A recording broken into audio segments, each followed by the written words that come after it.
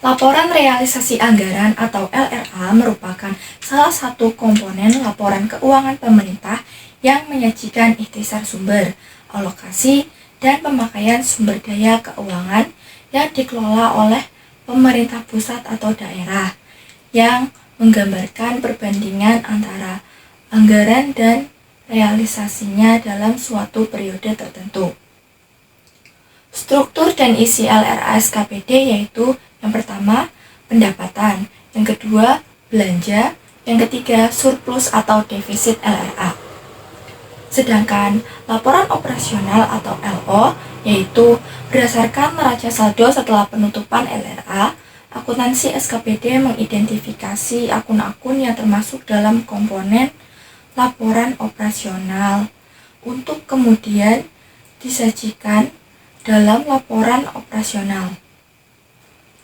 Laporan operasional disusun untuk melengkapi pelaporan dari siklus akuntansi berbasis akrual. Struktur dan isi laporan operasional SKPD yaitu 1. Pendapatan LO, 2. Beban LO, yang ketiga surplus atau defisit LO. Jurnal penutup LRA yaitu 1. Untuk menutup jurnal anggaran yang dibuat di awal tahun anggaran atau opsional.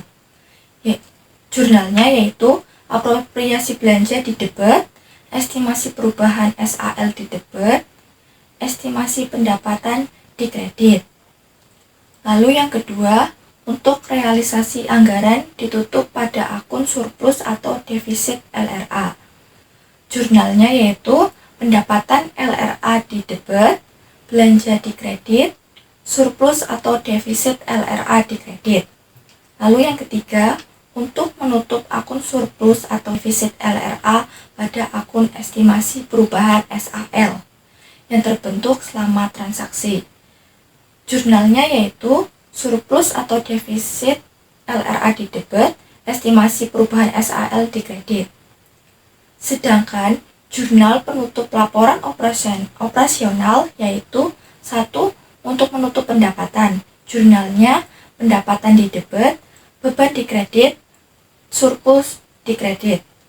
Kedua, untuk menutup beban, pendapatan di debit, defisit di debit, beban di kredit. Lalu yang ketiga, untuk menutup surplus atau defisit ke akun ekuitas. Untuk menutup surplus, maka jurnalnya surplus LO di debit, ekuitas di kredit.